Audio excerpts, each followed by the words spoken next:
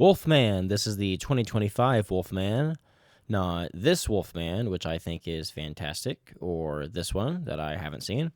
No, this one is new and has a great director-writer in Lee Winnell, and also his wife, who has worked with him before, though I'm not as familiar with. This is one of the more anticipated of the year. Interestingly, gets a January release. I'll say right now, it's not bad, but it's not. It does not completely satisfy my utter desire to see an instant classic modern werewolf movie.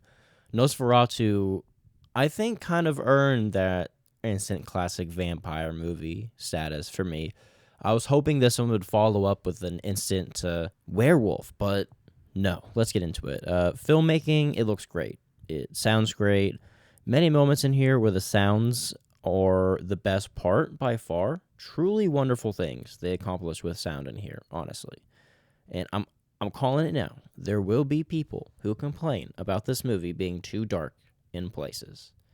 I could see everything, but I was in a theater, and granted, I did think that some parts were really, really dark. So if you do see this at home, turn off all your lights. Otherwise, you won't be seeing nothing. The acting, good all around. Julia Garner is the best by far. She's a talented performer, for sure. I thought she's awesome. There was one line that I won't say what it was, but one line that I didn't buy at all, but I think that's less to do with her acting and more to do with the writing.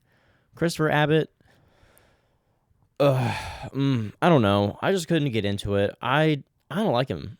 I don't like him very much. Even though he looks like Lon Chaney a tiny bit, he just did not bring that human sensibility for me. On paper, he was good, I think, but he just didn't click for me. He should play a serial killer.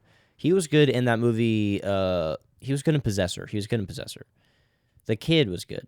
The music, awesome. Sweeping score during nature bits. True chase music. Tense.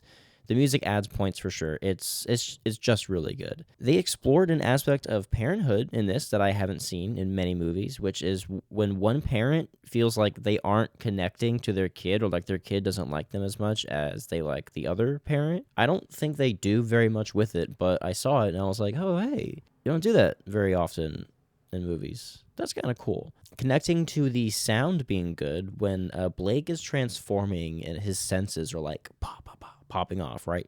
The tricks they pull with that are super cool. There's a point where he's looking at the woods, and the woods look really, really sick. And I was half expecting him to start like running through the woods, like hopping around the woods with these cool effects. We didn't get that. Would have been awesome, but I mean, hey, what we did get was neat. There was a twist that surprised me, but I can't say I was shocked because I didn't care enough to be shocked. It was pretty low impact. I have to say, it just didn't grab me, you know? Any werewolf movie worth its salt has to have the transformation scene, and this has one. But again, the most impressive part here is actually the sound.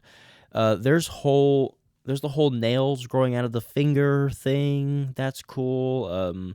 They do the bubble under the skin effect. But I'll say right now, The Howling did that effect better all the way back in the 80s. And since he had started transforming already, this transformation scene felt like a spot the difference. Effects are great, don't get me wrong.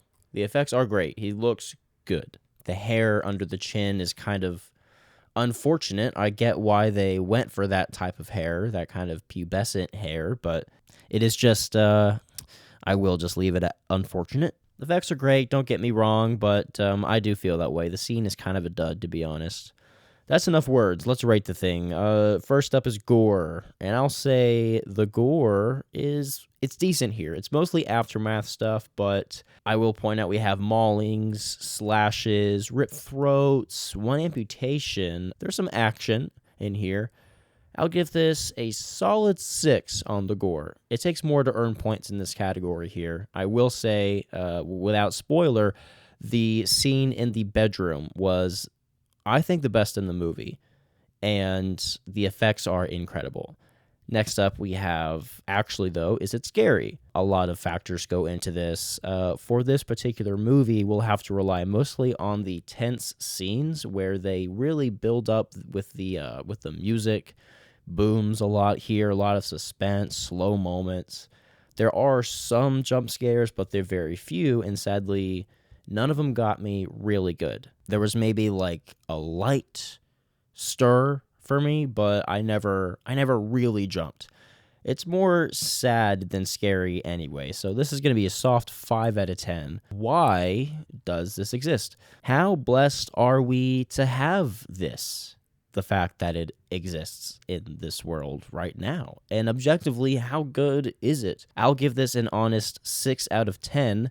I was walking in expecting an 8. Maybe that was my mistake, but this sadly womped for me. That gives a final score of 17 out of 30. Bye.